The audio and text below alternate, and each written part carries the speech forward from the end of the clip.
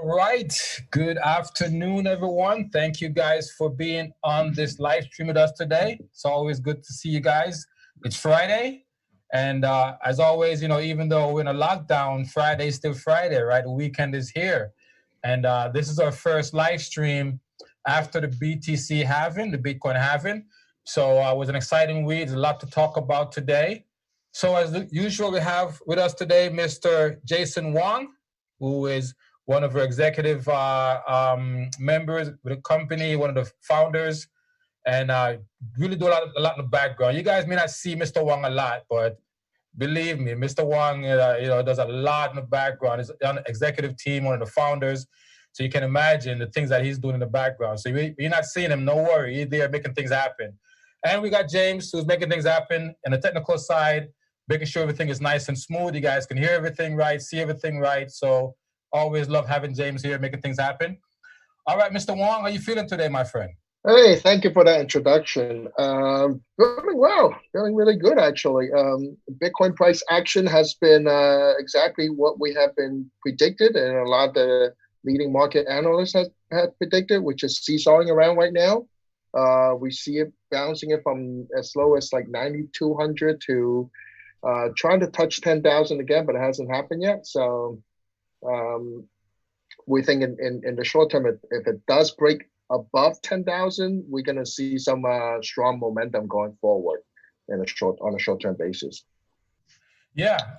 What I think is going to happen, at least what I'm expecting to happen, is for it to break 10,000 and then come back and test 10,000 and establish that 10,000 as a floor. The floor. So, once that happens for me, then I know we're on the next run to maybe at the very minimum 14 or 15,000. But for me, I need to see it break 10,000, maybe go up to like 10.5, 11, somewhere around there, come back and establish 10,000 as a bottom or as a floor, and then take off from there again. That's what I want to see. I think that's going to happen, but hey, we all know we don't have a crystal ball, so pretty much just doing our analysis and based Right. on past performance. But also, I want to kind of touch on something because some of our members today were talking about the halving and the fact that they're not getting as much Bitcoin from the mining, and our vice chairman, Mr. Jingao, really made I think a very solid response to that. We have been talking about this for a while, and we kind of expect this, that after the halving, we will see a pain point. A couple of things that's going to happen, right? The amount of Bitcoin that we get as far as mining is going to get reduced because of having cut everything in half, and then we may see a price a pullback. And that always happens after a halving. You're going to see a price pullback. So if it happens, I wouldn't be surprised. I'm hoping it doesn't happen, but hey, if it happens, I'm expecting it. So guys, look, we're gonna feel that after the halving for a few months, maybe 3, 4, 5 months. But then after that, once everything plays itself out and people kind of settle in, most of the miners get offline because they can't afford to mine anymore, especially those guys with the S9 miners and stuff like that. Right. Then things should be good. So Mr. Wong, can you jump in on that a little bit? Because I saw some comments and I wanted to kind of address it. So can you jump in and kind of address that real quick with us? Absolutely. Are you referring to the price pain point that we've been having? Pain point, exactly. That's exactly what we predicted it before the halving event, and we have been advising our members to really be on a lookout for that, right? And that's why the company actually did a bunch of things in terms of our pricing models, our down payment to kind of help ease with going forward for the next 3, 4, 5 months. So who knows? I mean, it could be 3, it could be 4, it could be 5 months, could be 6 months. Nobody can really predict that. So, but we do know that the dynamic in this halving is very different because in the last 2 halvings, we don't have this type of global quantitative easing that is going on right now. Everywhere in the world, every central bank is, printing out new money. right? We didn't have that in the last two halvings. So this is something very, very different. And personally, I believe that's what Bitcoin is designed for, to go through and to kind of protect it as a hedge against these events. So I'm hoping that we will come out of this seesawing, rather quickly compared to the last two halving events that we have. Yes, absolutely. And I agree with you that this particular halving is way different from the last two halving. We didn't have the economic situation that we have right now with all the money printing, quantitative ease, and all that stuff that's going on. We didn't have a pandemic, that's permeating the entire globe. We didn't have those things. So we may see some really interesting things happen. But I want to make a comment that's going to sound very, very strange and weird, but it's a comment / prediction. And it's this. I believe that this is the last chance that we're going to have to get into Bitcoin and see exponential gain like 100 times X or 9,000, 10,000%. And I truly believe that if someone is on the fence right now regarding Bitcoin, and if they don't get on board right now, this is your last chance. Because if what these guys are talking about, the big time Wall Street guys like Paul Tudor Jones, guys like Shamat, guys like that, right? And if they're looking at 100 times X as far as Bitcoin, or 9,000 or 10,000%, that put Bitcoin in the $1 million range, right? Or somewhere around there. So I don't see Bitcoin doing that and then having another 1,000% move or 100 times X. I don't see Bitcoin being like $1 billion per Bitcoin. So I think like this move right here, this next move, this is the one, because this is when Wall Street is now coming in. You have hedge funds coming in, you have the elite coming in, you have big money coming in. It's now. So after this big move in the next couple of years, say, going into next year and towards the next halving, when this big money comes in, there's no more big money to come in unless governments start buying up Bitcoin. So to me, this is the last chance that everyone have to get that real big move in Bitcoin. And if it misses train now, there won't be another one. And I believe that. I may be wrong, but that's kind of how my mind is going. What do you think, Mr. Wang? I do believe that, this is probably one of the last chance before, it goes on to the next bull run. And I believe this next bull run that is coming will be nothing like what we used to see before. I think it's going to go a lot higher than the all-time high that we hit in 2017. Particularly because of all these, like I say, quantitative easing that is going on. And then you have these institutional players that are looking for a place to kind of hedge against the traditional equity, holdings that they have. So when I look around today, right, I mean, the options are very, very limited.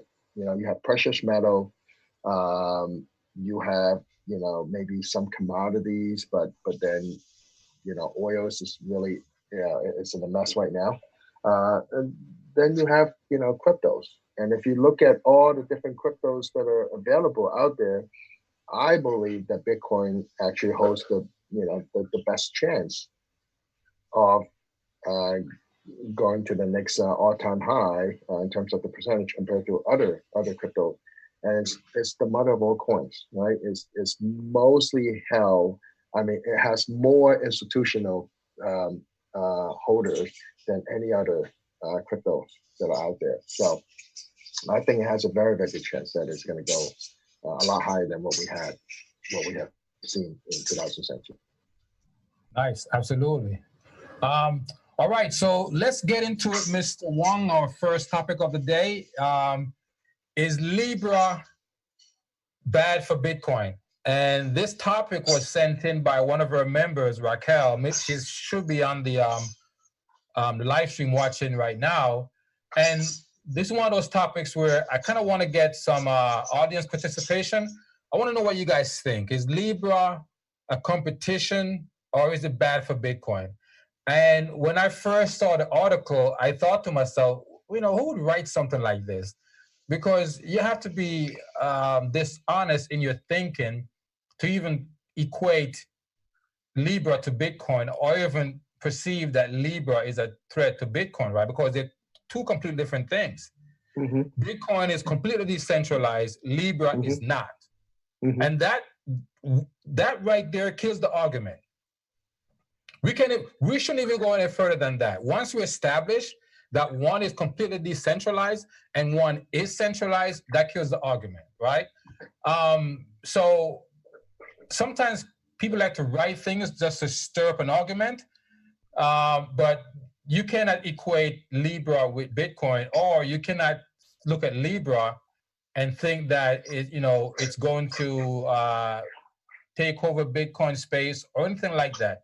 Now, there's one thing in the article that is a little far-fetched, but we would be naive not to think that it's possible.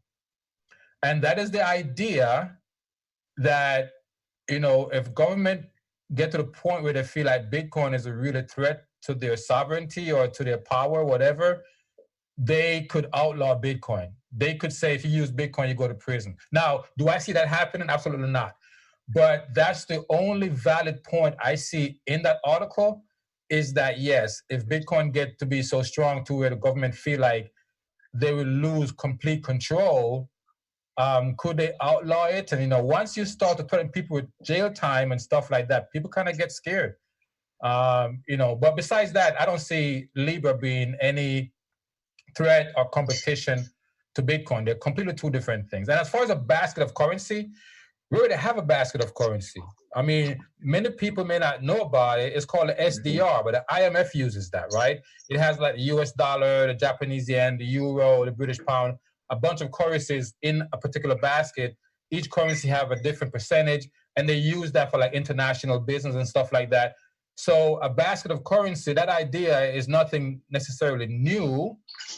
So that article doesn't hold water as far as I'm concerned. But I'm really curious to see what our viewers think. You guys put in the chat, what do you guys think about Libra and Bitcoin? Is it a threat? Are they compatible? What do you guys think? What do you think, Mr. Jason Wong? Let's see. I'm going to hear your thoughts on this whole thing. I totally agree that they are two different things. So we can't really compare the two. But a very, simple fact that Libra is a centralized coin, right?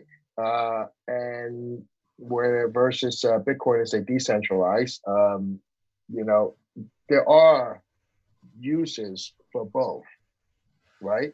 So I don't see one being in competition with another, and it's if one do really well and the other one there's no place for its existence, I don't believe in that argument. But as far as going back to could government flat out outlaw these cryptocurrency or Bitcoins in particular, I don't see that happening either. If we look at some of the most extreme regimes or less democratic, societies that are around the world, they have not outlawed Bitcoins, right? If anything, it would be a threat to probably those regimes first, than to, let's say, the U.S. government or European unions or British government, or if anything, it would be more of a threat to countries that are less democratic, right? And those governments have not flat out outlawed Bitcoins. So I don't see that happening in a more democratic, societies like the ones that we live in the US or the Europe. Yeah, I don't. Okay, so I don't see it either. I don't. But it's the only thing that I can think of that poses any threat or any danger to Bitcoin is, the government say, hey, we're going to outlaw. But that's like, look, nothing is impossible. right?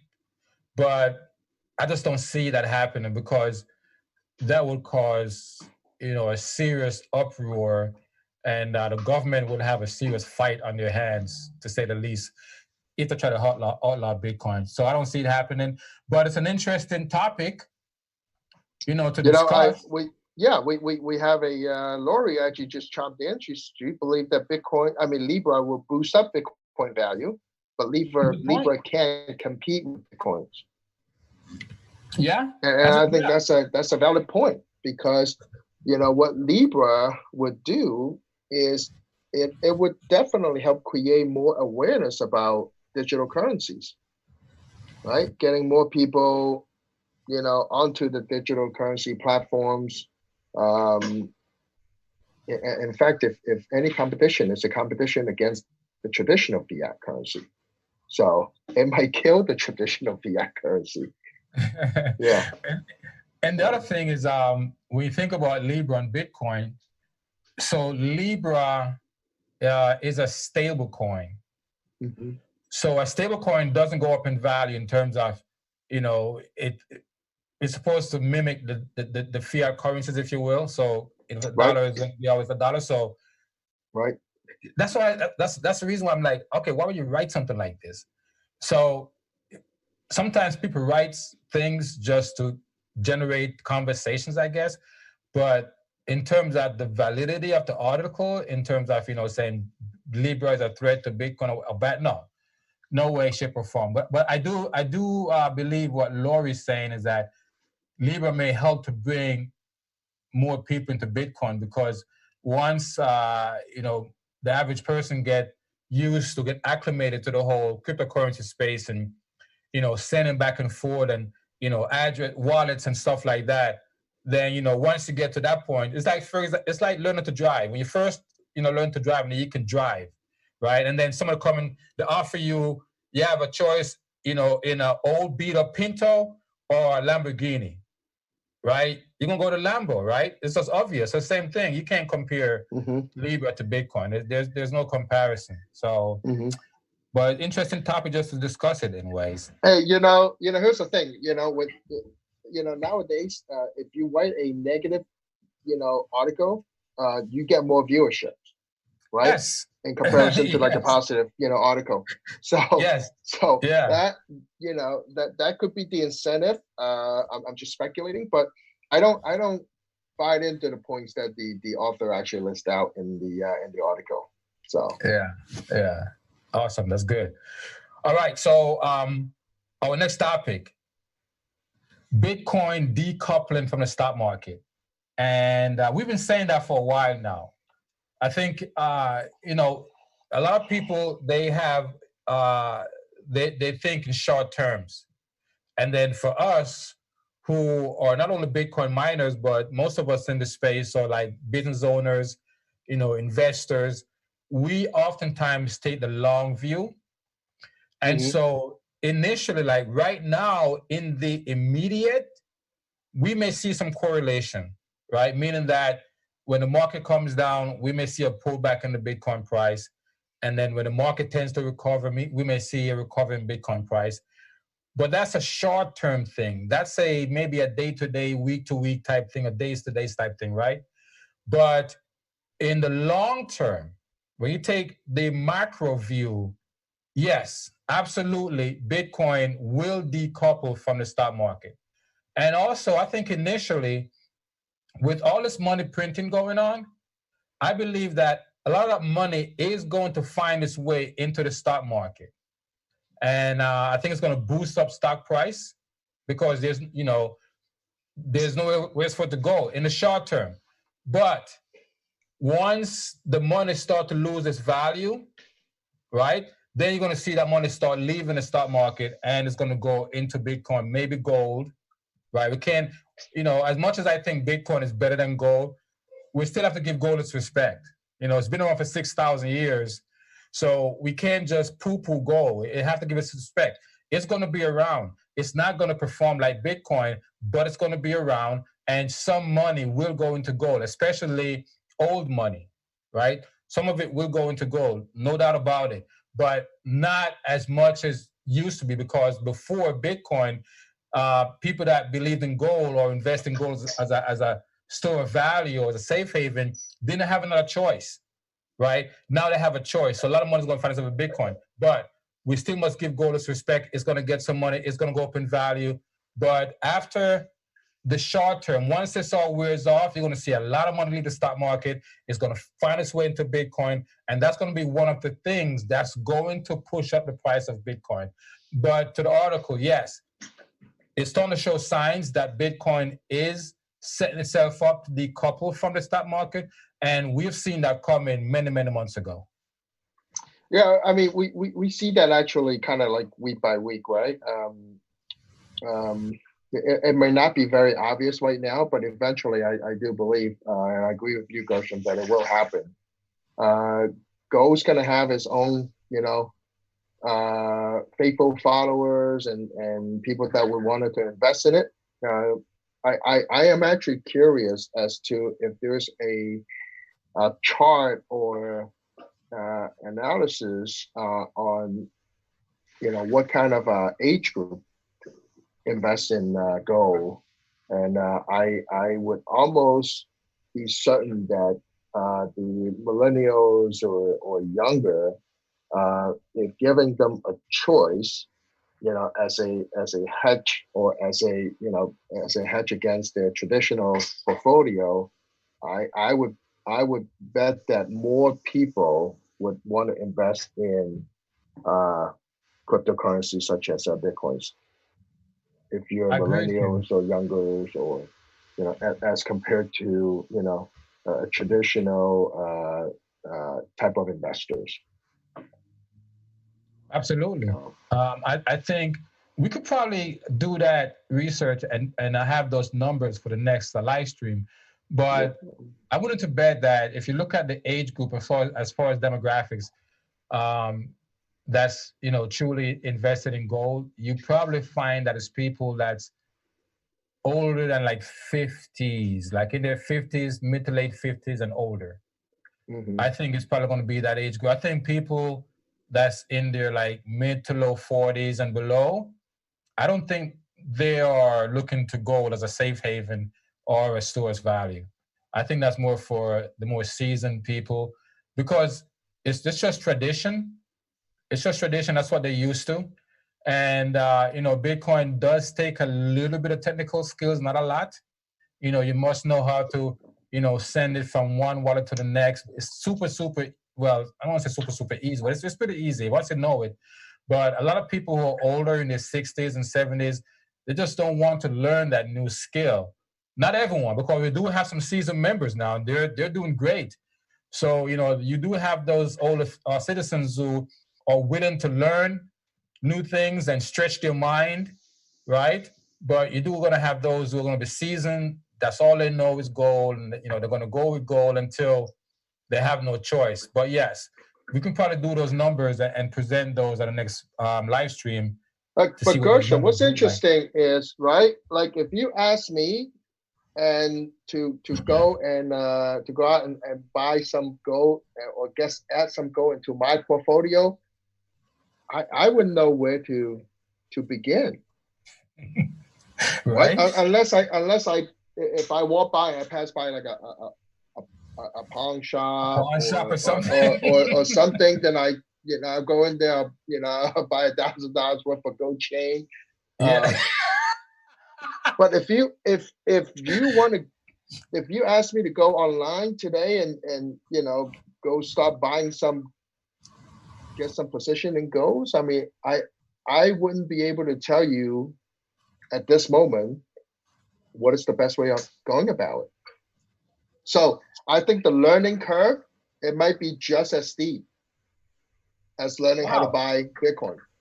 That's a very good point. I didn't even think about that, but that's a very valid point. Yeah. That's a good point, Jason. Remember, I was sharing with you guys, I think it was maybe 2 weeks ago, that, I was talking to someone and they're in their 30s, and they had some gold that was passed on to them, and they were like, what do we do with like what do we do with this? So yes, the young people, people in their 40s and whatnot, they're not looking to put their money into gold. So Mm-hmm. a lot of money is going to come into Bitcoin, once this all shakes out. So yeah, super, super excited for what's going to happen to Bitcoin. Now, next topic. Wall Street is coming to Bitcoin. And we've been saying this forever. And it's always nice to see things that you have been saying is now playing themselves out. And, how long have we been saying that all Wall Street needed was just to see, maybe one big player make that first move, or for there to be some regulations in place to where they feel safe, because the thing about Wall Street is, they're playing with other people's money. So there need to be some kind of regulation in place for them to feel safe. But now a lot of stuff is in place. Big Wall Street players are coming in. So now here comes the herd. And so now the numbers are showing that there are more Wall Street firms and institution players and investors are now looking to dip their toe into Bitcoin, and that's going to move the price of Bitcoin in a way that's going to be unbelievable. Like you were saying earlier, this time around, we're going to see some price movement in Bitcoin that's going to make your head spin. But yeah, Wall Street is now getting involved in a big way. I'm excited to see that. Actually, every day I see more and more positive news that are happening in the in the crypto space, particularly in Bitcoins. I mean, I just saw that another big firm, Crypto.com, I think they just start issuing additional Visa debit cards. So that's another on-ramp and off-ramp, easing for a lot of the people who hold cryptos and wishes that they can just spend it and as easily as fiat or as easily as a debit card or credit card that they carry around. So as more and more of these infrastructures that are being built out, and the regulation is going to have to catch up, right? And it's going to have to catch up, and it's going to just make it better. So less people will be able to come in here and try to scam people, and people will be more smart about it. When they hear about opportunities such as our companies, it's gonna help drive the values of Bitcoin. And truly, the first wave or second wave of people that are already in the space, I think they're going to be in it for a very nice appreciation. Yes. You touched on something as you were speaking that I kind of want to emphasize on, is that now the plumbing is in place, if you will. The infrastructure is now starting to kind of like come together, the puzzle pieces, if you will. Now they're starting to click together. So when you have companies that start to issue debit cards that you can actually swipe just like any other debit or credit card at any store location and spend your Bitcoin or cryptocurrency, that's a huge move, because that's going to allow the everyday, guy on the street to now be able to spend their Bitcoin without worrying about going into their wallet, getting that other person's wallet address, because that was kind of, even though it comes easy for a lot of us, for some people it's just not as easy to open a wallet, their phone, and go to their wallet and send it to another person or whatever. But now that they can just swipe their cards, that is a huge deal. And so we're going to start seeing more and more of that, more companies coming out, more crypto companies. And I'm going to make a prediction. In the not too distant future, we're going to see some of these regular banks, they're all going to get involved. Like right now, we heard last week where JP Morgan is now setting up their infrastructure to provide service to Coinbase and Gemini. So guys, I'm telling you, these are the signs. Look, these are the signs that you cannot afford to ignore. These are the signs that's telling you what's going on, what's taking place, and what's coming down the road, okay? So when you see a bank, even though Jamie Dimon, a few months ago or years ago was saying that Bitcoin is a fraud. Only criminals use Bitcoin, and any Right. one of his traders he catch trading Bitcoin, he'd fight him on the spot. When he found out his daughter was buying Bitcoin, he said, "Oh, she's an idiot," whatever, right? Now here he is, right? He's coming and offering service to Coinbase and Gemini. So yes, once these If things are happening, go ahead, anything, Jason. that's a great point, Gersham. If anything, these bankers, they have a real keen of smell when it comes to money or smelling an opportunity. Just a couple of months ago or last year, I think, when Jamie Dimon comes out and repeatedly saying that, Bitcoin is a fraud, holds no value, it's going to go to zero. If you're calling something a fraud, and if you're a one of the biggest bank in the world and well-respected bank in the world, you want to distance yourself as far as possible, right? With the fraudster. Yes. However, very he's good point. embracing it. He's embracing it. So, that's a very good point. Yeah, he's embracing it big time because he, number one, he knows that it is not, right? Number two, he sees and big opportunities that are being presented in front of him. Yes. And Coinbase is one of the, well-respected exchange and crypto wallet out there. So I like these positive news that are going on in our industry. I'm sure. So, and think about it this way also. JP Morgan Chase is the biggest bank in the country and one of the biggest banks in the world. So when a bank like JP Morgan is saying to the world, hey, we feel comfortable enough to where we can take on Coinbase and Gemini as clients of ours and provide them service, what do you think the other banks are going to do? They have no choice, right? It's just like with Paul Tudor Jones, one of the most respected guy on Wall Street, right? One of the most successful hedge fund guy.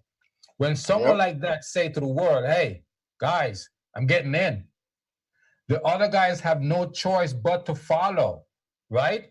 And so that's why I'm saying to you, you're going to start seeing some really, really big money coming into space, because when you have guys like Paul Tudor Jones and guy like Shamat giving, okay, here's the thing. These guys are well-respected, seriously successful traders, investors. They have a reputation that they have to protect. So when you hear guys like, these are not, guys that's a guy on the street. These are guys who are multi-billionaires. That's right. And when they're giving their name to say, hey, this thing is for real and we're getting involved in it, I'm telling you, the other Wall Street guys, they have no choice. They have to follow. Because if they don't, then they are being irresponsible to their clients.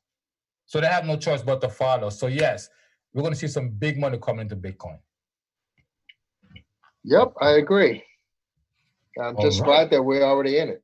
I'm just not only are we in it, but we provide the plumbing for Bitcoin, right? Without us, there is no Bitcoin, guys. I'm trying to tell you. That's absolutely correct. You don't have miners, you don't have Bitcoin, so you better get yourself a mining package with us.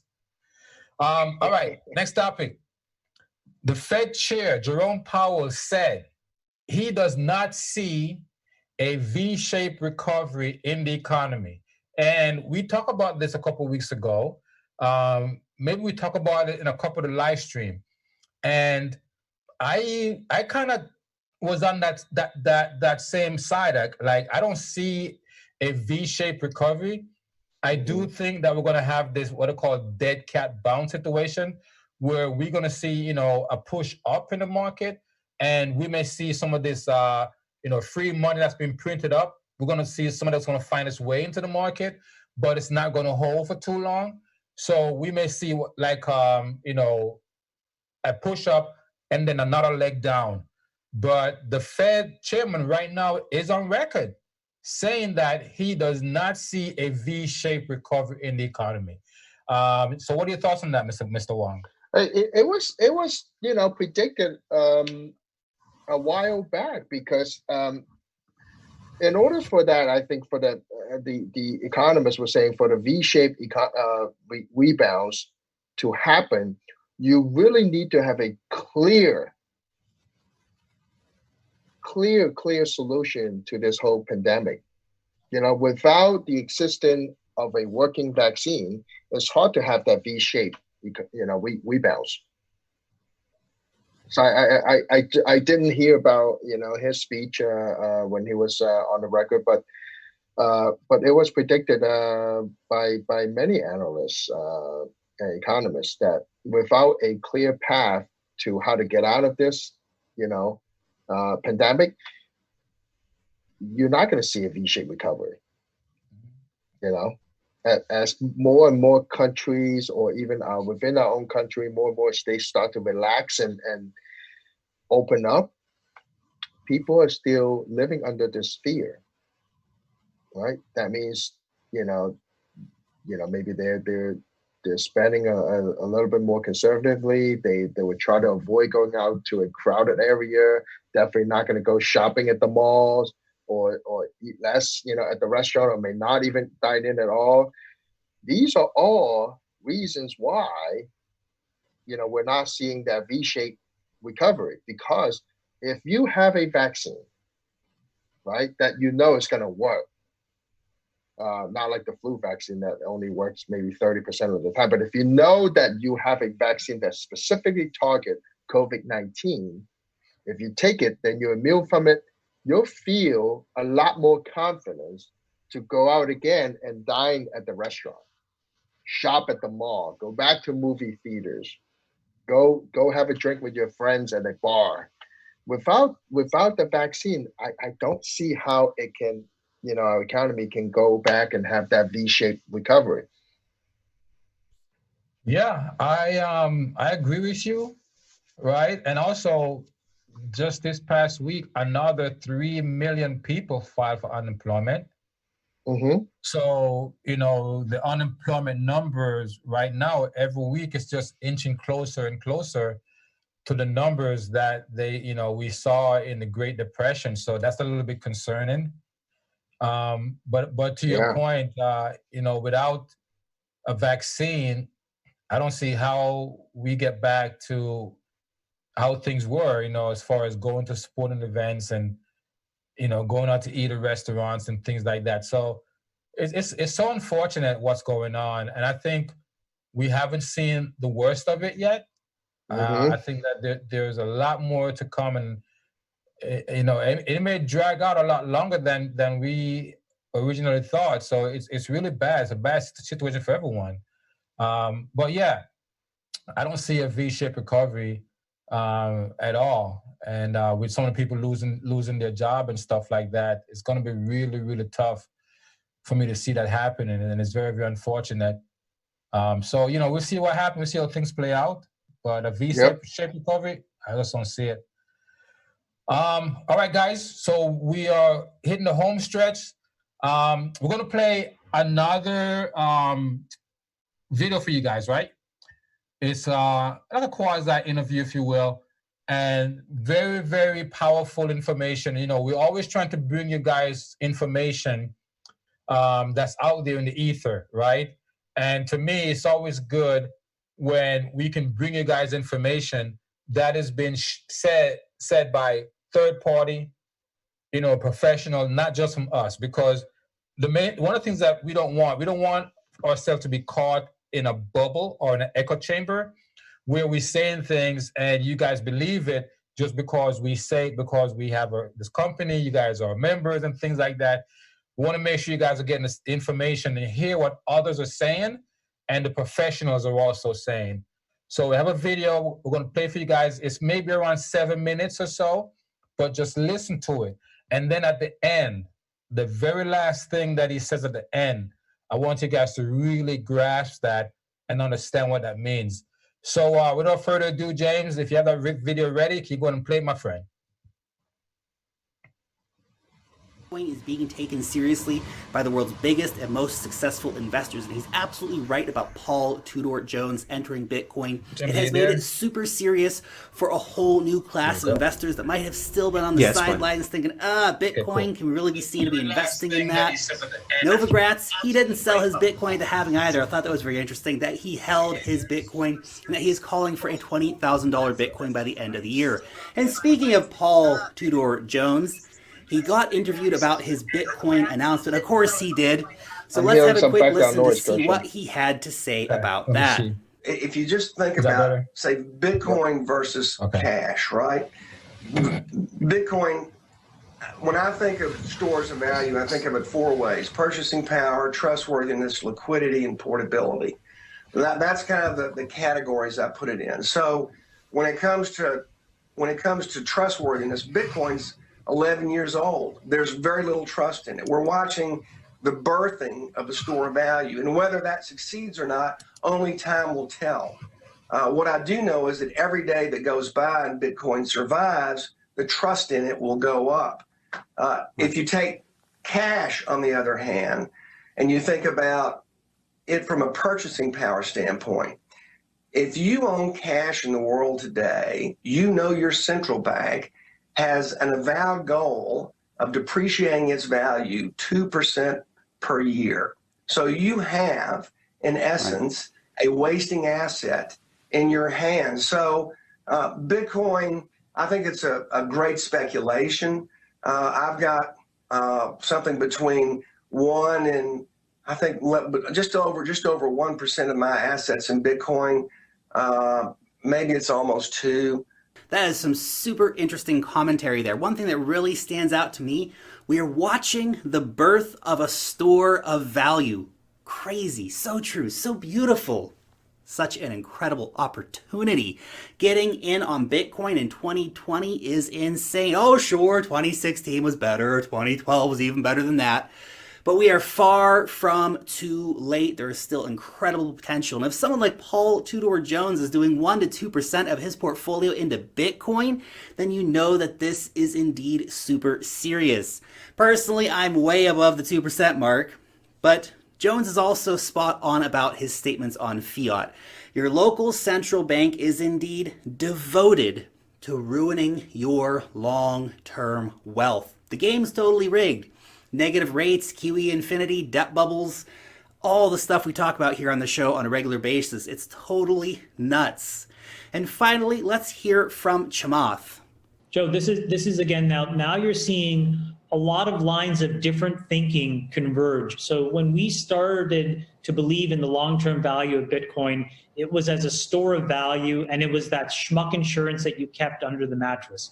And there was a small cohort of us that have believed this for like almost the last 10 years now. But when you have people like Paul Tudor Jones, sophisticated market participants, who don't necessarily come to it from that perspective because he was probably first in gold or curve steepeners or whatever, now all of a sudden even he is looking at Bitcoin. And the reason is because we are in this massive deflationary spiral. And you have to figure out how to protect yourself. And so however you think about it, from a classic economic theory or the schmuck insurance where you're somewhat skeptical of the established governing masses, it is important that we have a hedge, a non-correlated hedge. And I still struggle to find anything that is as uncorrelated to anything else and to everything else than Bitcoin.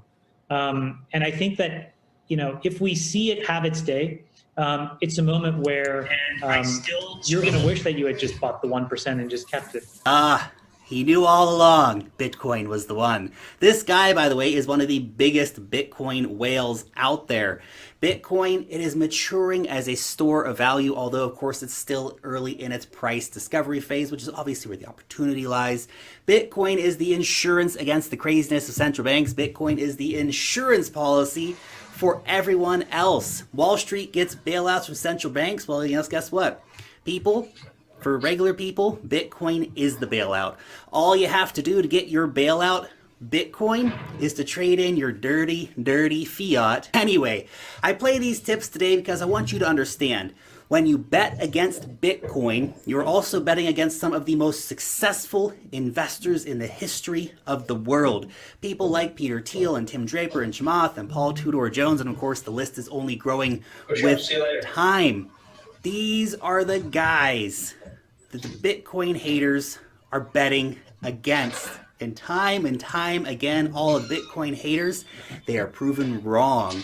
It also says a lot to me that even JP Morgan has finally had to concede that fighting Bitcoin, it's a losing battle. There's no point in continuing to try to do it. That story about Gemini and Coinbase finally getting banking services through JP Morgan, it is huge because it shows the capitulation of one of the biggest outspoken Bitcoin hating companies. Now all we have to do is to have JP Morgan announce that they are buying and holding Bitcoin. The circle will be complete. Wah. So your question for today, what percentage of your wealth is sitting in Bitcoin? For me, it's probably around 30%, which I think is a nice little number. Obviously, a lot of other stuff, on top of that, but just in Bitcoin, around 30%. And in addition,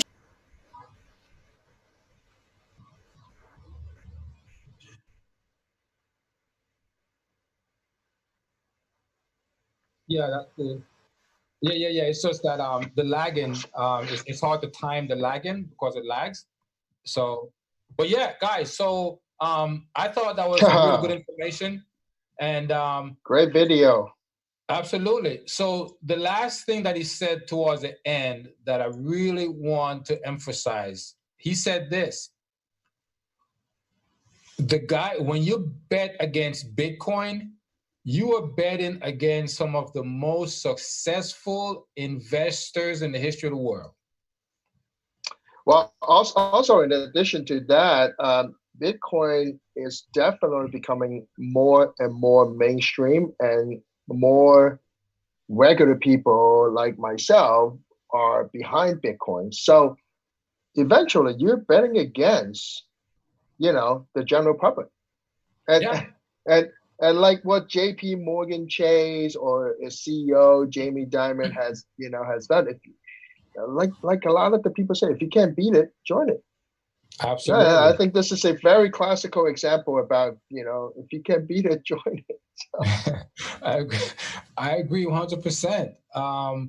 But I cannot emphasize enough how important this is. Do you know those two guys on this podcast? If you don't know who these two guys are, I really recommend that you guys look them up. These are not just some regular guys on the street. These are some of the most successful guys. These are multi-billionaires, guys. For sure. These are guys that's been investing. Like Chamath said, he's been involved in Bitcoin since like 2010. Mm-hmm. Right? Sure. I think at one point he has about 5% of the total, available Bitcoins that are on the market. So, he is, we're not talking about 5% of his portfolio is in Bitcoin. He, at one point, holds 5% of the total available Bitcoins. Absolutely. So this is not a joke, guys. This is for real. This is serious. All right. I think we had a pretty heavy show today, man. I loved it. This is awesome. Glad you guys could join us. Do we have anyone have any questions? Do you see any questions in the chat, James? Yeah, if you guys have any questions, put them in the chat so we can deal with them.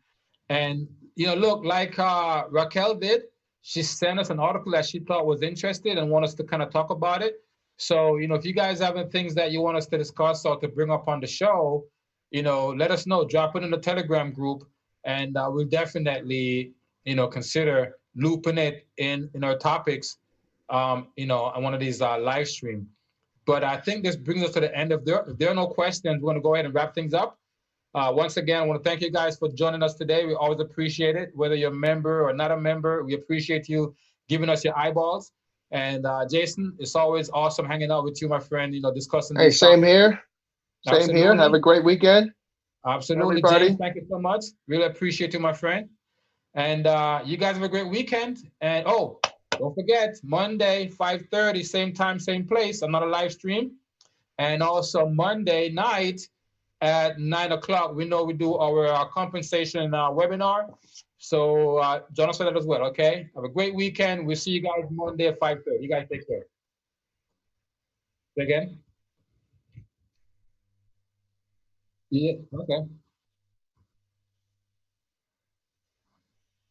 Qualifies for what? I'm not sure.